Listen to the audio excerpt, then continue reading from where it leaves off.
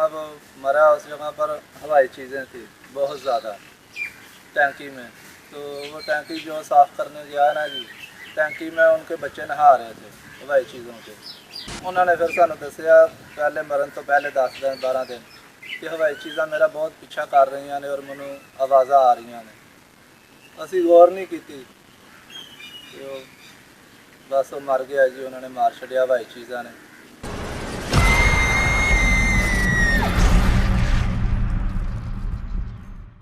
अस्सलाम वालेकुम गाइस, मैं हूं शहबाज। आप प्रोग्राम देख रहे हैं वो क्या होगा। मेरे साथ है कैमरे पे वकास भाई।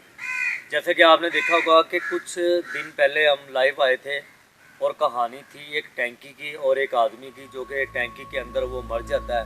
उनको कौन मारता है, चीरें मारती हैं या वो खुद ही मर जाता है, ये सब जानने के लिए हमारे एक भाई हैं अरशद भाई। वो उनके कोई रिश्तेदार हैं या ताए के बेटे हैं या चाचा के बेटे हैं। उन्होंने हमें देखा कि लाइव हम आए थे तो हमारे दिए हुए व्हाट्सएप नंबर पे हमसे रब्ता किया और उन्होंने यहाँ पे मुझे क्यों बुलाया,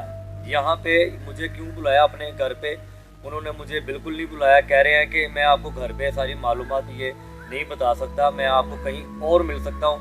तो इसलिए गाजी मैं इस जगह पे पहुँचा हूँ। ये कोई पार्क है जहाँ पे वो अरशद भाई ने मुझे बुलाया, तो अभी वो मेरे साथ मौजूद हैं। तो उन्होंने ये बोला कि एक भाई थे हमारे, वो जो फौत हो चुके हैं, जो अल्लाह को प्यारे हो चुके हैं, वो उनके कोई रिश्तेदार हैं वो। तो उन्होंने ये बात बोली है कि मरने से 10-12 दिन पहले जो मरने वाला बंदा था उसने कहा था इस भाई से, अरशद भाई से, कि मुझे कुछ चीज़ें तंग करती हैं। मुझे ऐसे लगता है कि जहाँ जहाँ भी मैं जाता हूँ मेरा वो पीछा करती हैं, मुझे आवाज़ें सुनाई देती हैं। और जिस मकान में वो रह रहे हैं अभी उस मकान में इतने के ज़्यादा तासुरात हैं, इतने के ज़्यादा वहाँ पे मसले मसाइल हैं, तो वो वहाँ पे सेफ़ नहीं है। हर वक्त उनको वहाँ पे कुछ चीज़ें सुनाई देती हैं, आवाज़ें सुनाई देती हैं, नज़र आती हैं। तो अरशद भाई मुझे यहाँ पे क्यों लेके आए, जानते हैं उनकी ज़ुबान से कि वो क्या कहते हैं, उनकी मौत कैसे हुई, वो मरने से पहले उनको क्या कहते थे कि चीज़ें मेरे पीछे आती हैं, मेरा को पीछा कर रहा है, मुझे आवाज़ें सुनाई देती हैं। तो आइए सुनाते हैं उनकी ज़ुबान से। अस्सलाम वालेकुम जी, मेरा नाम है अरशद और मरने वाला जो है मेरे चाचे का बेटा था।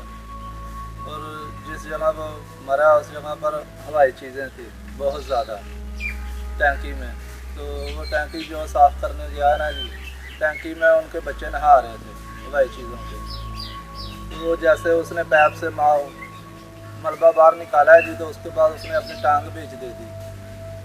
हवाई चीज़ा ने उन्होंने लै गई खिंच के जी, वो मर गया। तो जिस मकान चो रह रहा सी ਉਹਦੇ 'ਚ भी हवाई चीज़ा सन जी।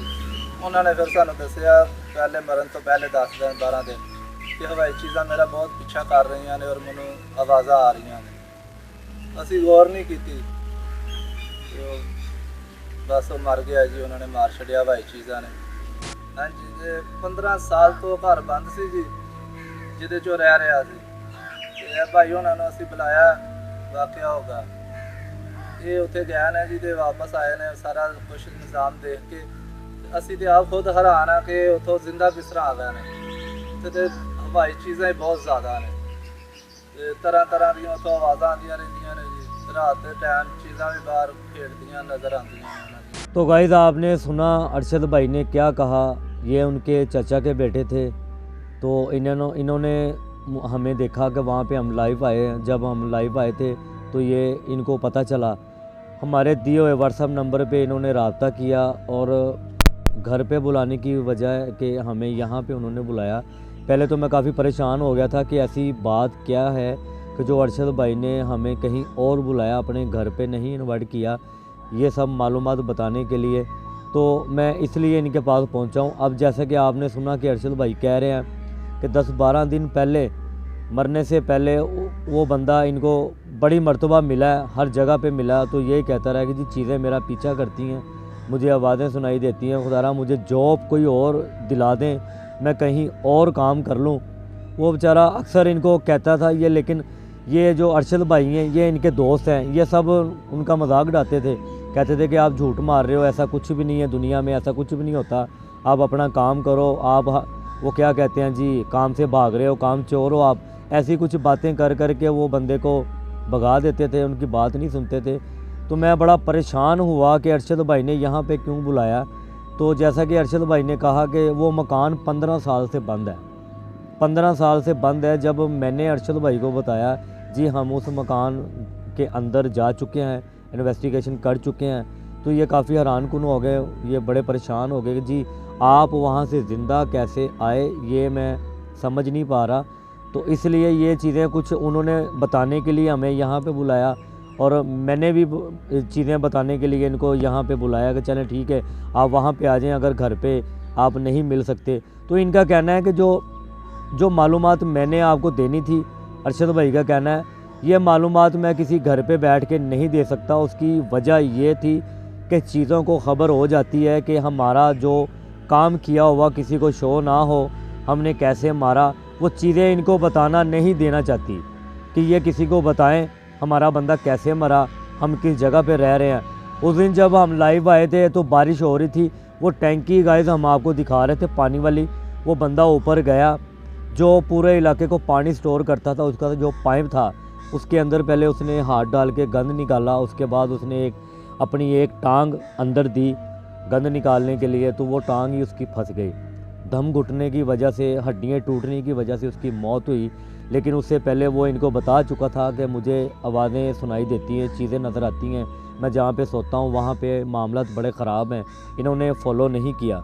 तो मैं अरशद भाई आपको ये कहना चाहता हूँ कि जब वो बंदा आपको कह रहा था कि चीज़ों का मसला है मेरे साथ, मुझे ऐसे लगता है कि चीज़ें मेरा पीछा कर रही हैं। मैं यही समझता रहना कि मजाक है, मजाक है, ये वैसे यहाँ से जाने के लिए कह रहा है, तो बस इसी वजह से हमने उसका मजाक बना नहीं समझ लगी, उसके बेचारे की मौत हो गई।